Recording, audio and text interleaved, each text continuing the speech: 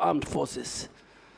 Today, as I leave the Ministry of Defense, through the what they call the excess defense article, 150 vehicles, anti-mine vehicles have been donated to the Kenya Defense Forces. I secured $57 million for the expansion of the Manda airstrip in a partnership between Kenya and the US. The National Defense College today, under the support of the partnership we have with the US government, is constructing the largest in our region, the School of Strategic and Security Studies, to the tune of $5 billion because of that. And finally, I want to say it, the only center, the Center for Terrorism, Counterterrorism, Counterinsurgency in Laikipia, funded by the US, UK, and the Kenya government. One of its type is ready for commissioning. Of course, in the war against terror, Mr. Speaker, in the last 2 years, Boni is safe, the North is safe, Nairobi is safe. Kenya Defense Forces have taken the war to Al-Shabaab inside Somalia. We will not anymore, at any given time, we're not going to wait for them at our borders. We will not allow them to come to our cities.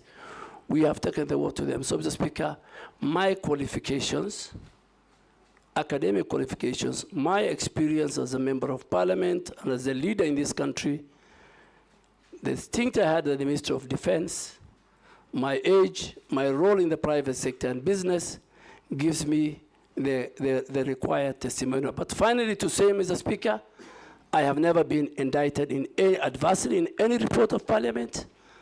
I have always had clearance from the criminal justice system, the Ethics and Anti-Corruption Commission, the DCI.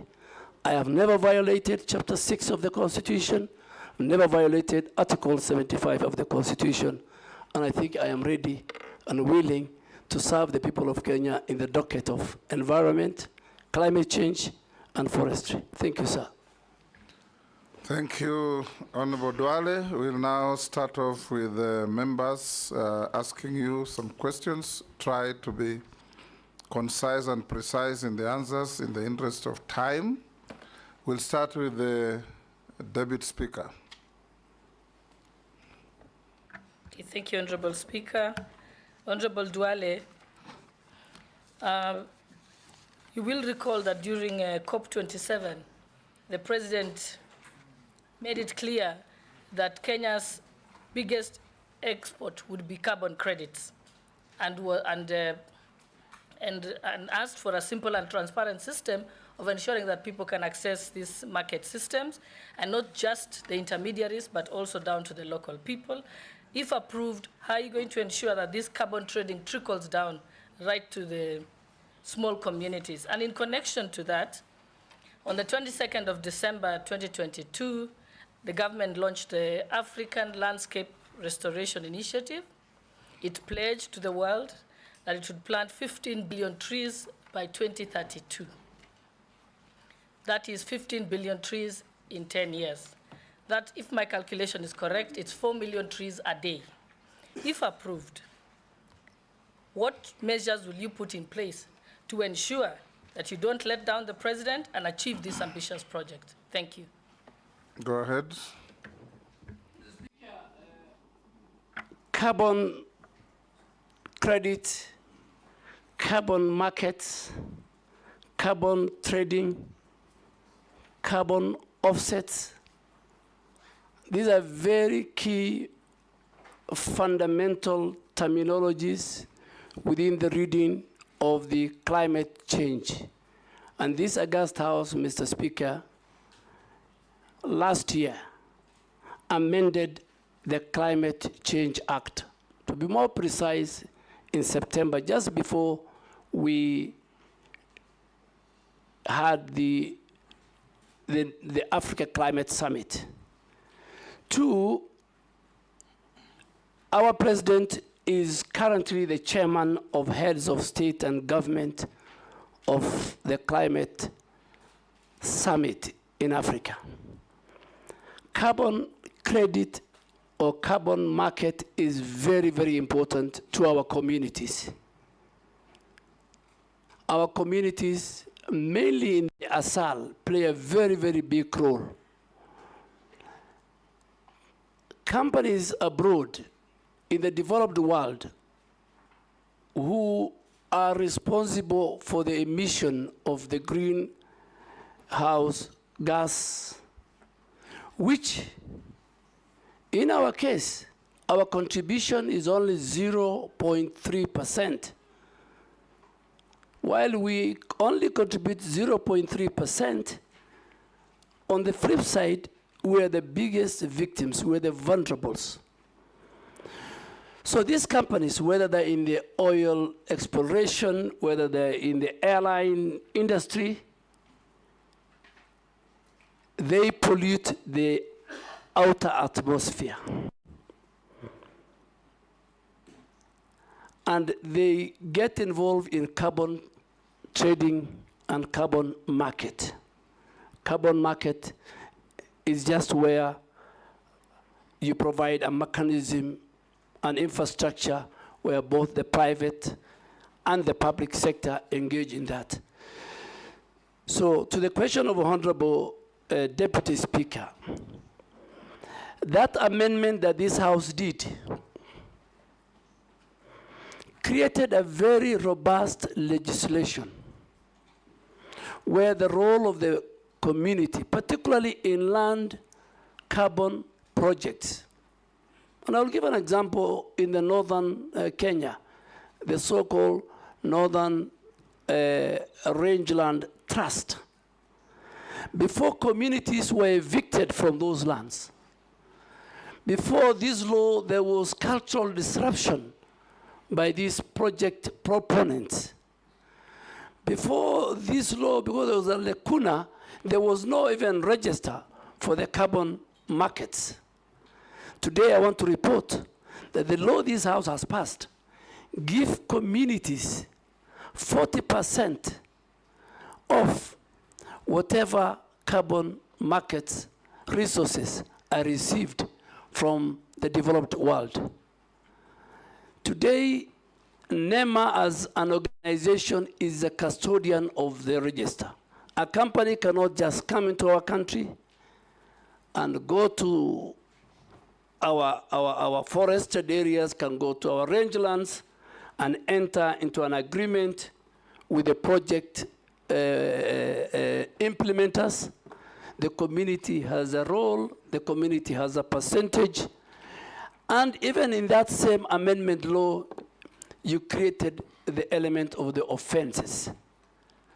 That today in our country, if you commit certain crimes, even money laundering in carbon credit business, falsification, not involving the communities, then you need to have to play. So I want to assure, if this committee approves me, that my mantra will be public participation, public consultation at the community level. Communities will have a role. On the second most important element is the restoration program that has been started by the President of the Republic of Kenya in December, where we said we must restore our rangelands, where we are going to plant 15 billion trees, restore also our forest, because currently our forest cover is 12.13%.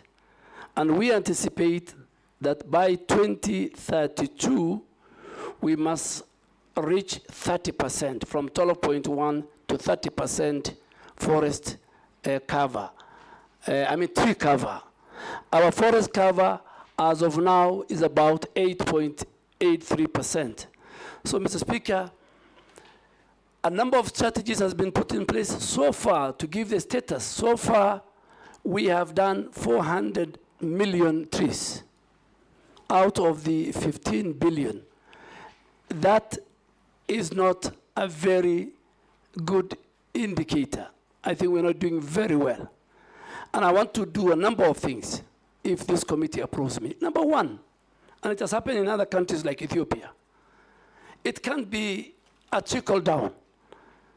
The restoration program, the planting of trees, must be a bottom-up approach. The communities must own it. It must be citizen-driven.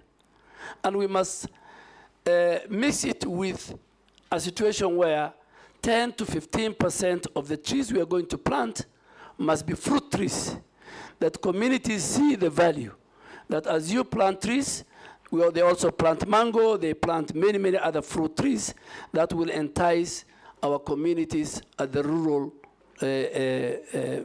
sections of our society. Two, this program requires serious resource mobilization. So there will be a resource mobilization both by government, by donors, by the private sector. Thirdly, and most important, we must preserve the current forest that we have. We need to do 11 million kilometers of fence of all the forests that we have in our country. Thirdly, the private sector must be given a space. Private sector, where the corporates have a role in all their strategic partners, whether it's Safaricom, whether it's the banks, that every section of our degraded forest area, a certain private sector person is given to, and they can use it even to rebrand it and even own it. So, Mr. Speaker, communities play a very big role, and I am sure right now as we speak, 4 ministries are leading: the Ministry of Interior, the Ministry of Defense, the Ministry of Environment.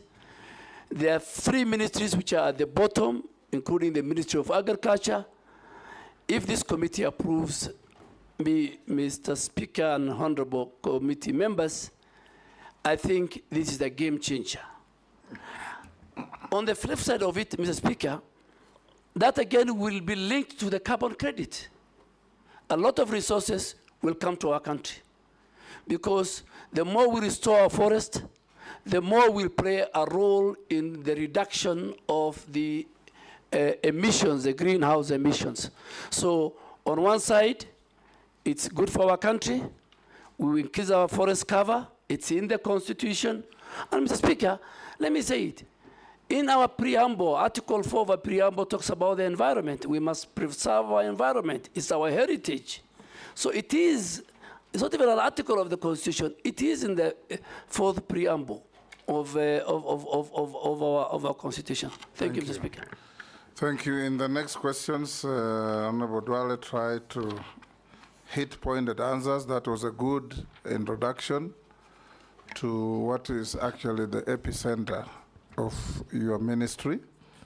I'll now ask the Majority Leader. Thank you, Honorable Speaker. Maybe just to start with a clarification, Honorable Duale, you said you work with corporates to restore degraded forest and own it. I hope you said you don't mean to transfer ownership to the corporates. I hope it's to own the work. And they can use it for branding. Thank you. I don't want to repeat what you've said, because you've, as the Speaker said, you've really taken care of the carbon credits issue. But even as you do that work, Honorable Duale, you know, we have very many petitions in Parliament on degazetted forests and forests that are grabbed.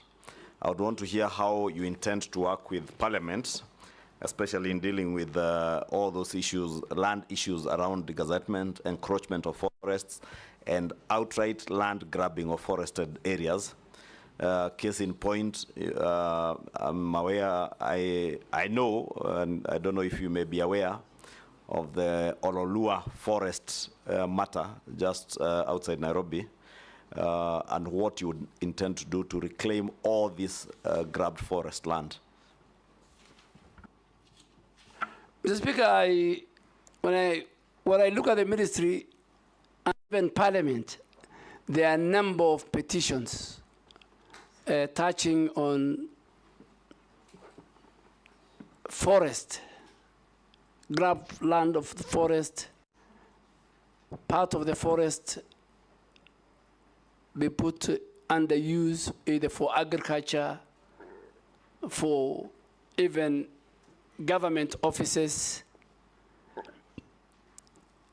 across the country.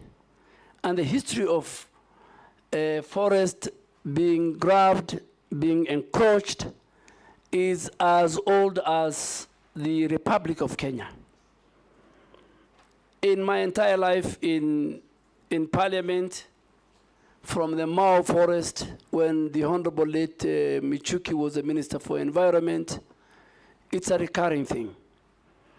And what I want to intend, if this House approves me, Mr. Speaker, is first to consolidate all those petitions. Some are genuine, some are out of fraud. Generally deliver a cabinet memo, and the cabinet, the highest decision-making organ of our country, can make a decision on this matter. All the petitions, the ones dealt with the Parliament, the ones which have not been dealt. Coming specifically to Ololua, Mr. Speaker, I want to categorically, without fear of contradiction, say that if this House approves me, in the first 30 days, working with the Minister for Lands and other government agencies, a number of titles, including and belonging to big people in government, some of them members of Parliament, will be revoked.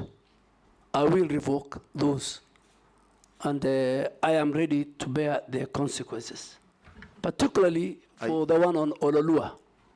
I have been briefed, I have listened to experts, and I have seen it's deliberate. In the last 2 years, there are people who got illegal title deeds, and I think it will be the first place I will visit, and also with the Committee on Environment. And I hope the chair is a member of this committee, my chair. We will visit. And please, Mr. Speaker, some of your members might be casualties. No problem. If you do what is right, we will support you. Yes. Mr. Speaker, is that to say the CS nominee actually knows the grabbers of Ololua Forest? Because he has claimed they are senior government officers, including members of Parliament. I hope he's not referring to me since I asked the question. Mr. Speaker, I am the nominee for the Minister of Environment, Climate Change, and Forestry. So if this House approves me, forestry will be my business. Grabbers of forest land will be my business. Whoever they are, whatever their status is in society. Mr. Speaker, if I just to say it, and I think for record, let me say it.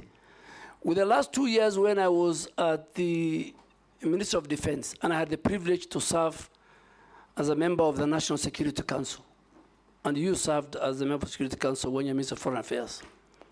If today I'm asked between Al-Shabaab and corruption, which is a threat to the national security of Kenya, without fear of contradiction, I say corruption is more of a threat to our security and our existence than Al-Shabaab, because Al-Shabaab, you can identify, you know their location, you know their capability, but corruption is the one that is killing our country. So, as I go to environment, from NEMA to forestry, at least, if you are hearing me and you sit here or you are somewhere and you have allocated yourself illegally some forest land, be warned if this committee approves me. Junet?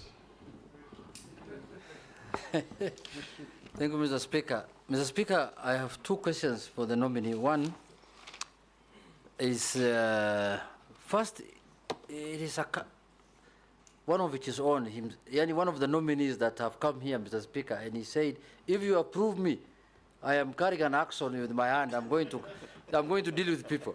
This is very good, because many people fear to give their position. But having said that, Mr. Speaker, what do you think? One issue. What does he think is one issue, environmental issue of high consequence that the country should focus on? That you think, as a country, we should focus on this one environmental issue. Secondly, the government pronounced and said that they want to plant 15 billion trees by 2032. Is that achievable in your view? What do you think? What will be the criteria of achieving that?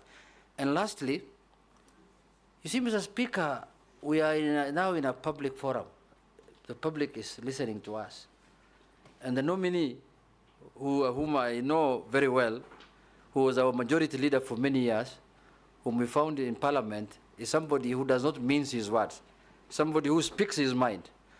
He said that there are people who have grabbed land, especially the Lua forest, and they are public people. There are some of them in high government offices and others even in Parliament. Could he share with us who those people could be, so that we also know that maybe where we are sleeping is maybe not a forest? Maybe some of us are living inside a forest, Mr. Speaker, so we can start packing before he's approved. Mr. Speaker, Honorable Junet has asked me 3 questions. The first question was, what is this one thing that is serious and a threat to our environment? Mr. Speaker, as I said earlier, environment, the place of environment is in our preamble of the Constitution. Environment has been cited in Article 42 of the Constitution, that every Kenyan has a right to secure and clean environment. Article 69 of the Constitution talks about citizen rights on environmental issues.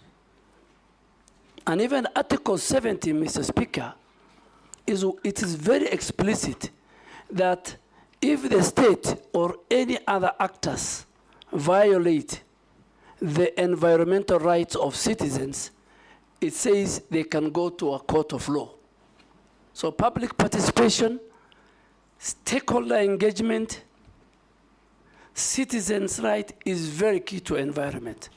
But with these rights to the environment comes with responsibility. All of us have a responsibility to protect and preserve our heritage, which is our environment. Three critical things, Honorable Junet, that we are facing as a country. We are facing pollution, very serious, both air and water. We have serious pollution. I am sure some of the members and the citizens listening to me, our air is polluted by industries, by noise pollution. Then you come to our rivers. Our oceans are polluted. Mr. Speaker, the 3 rivers that originate from Honorable Ichungwa's constituency, it's called the Ondiri Swamp. By the time, because of the sewage and all the other things that they pass through, the Athi, the Madare, the Ngong rivers, is completely polluted. The second thing, Honorable Junet, is our biodiversity. Our biodiversity. But from Dagoretti, the origin is very clean. Yes. Yes, Honorable. Thank you for that information. Yeah, the origin is clean, but it's very subjective, so we need to go with you and check. So biodiversity. A lot of the biodiversity, whether big, small, our heritage, are finishing. How are they finished? Through agriculture. Even the small insects, through agriculture, through road constructions. You know, infrastructure is a big threat. And then the most now I can pick it, Honorable Junet, is how we manage our waste. The waste management in our country and in our counties is in very dire situation. The law has been passed by this House. MCA of 1999, various amendments, even the coding of our waste. It's a household responsibility. Honorable Deputy Speaker, for example, if I pick her, in her own house, she's supposed to have 2 different coded bags, one for the wet waste and one for the dry waste. the person picking it is supposed to have 2 different trucks. When it goes to Dandora's site, it's supposed to have where he can deliver the dry, where it can be recycled, and where he can deliver the organic, where it can be used for fertilizer and many, many things. So those 3 issues, and also the waste management, I think is something that I will maybe later explain we must deal with. The 15 billion tree planting, Ethiopia did 30 billion. Ethiopia is a country that we can be proud of, we can learn a lot. I am ready to go to Ethiopia. I'm ready to walk the talk, help the president, talk to citizens, use leaders who are here. Leaders, stakeholders are very, very important. These tree planting members of parliament are very, very important. It's not about taking a chopper, planting few trees, you don't know who takes care about them. In fact, the problem is, it's not about, it's planting and then making sure the tree grow. So there is planting and growing. So members of parliament, all of us, the private sector, the public sector, the communities at home, will help us. Thank you. This time around, I'll start with Miss Caleb. I've been petitioned.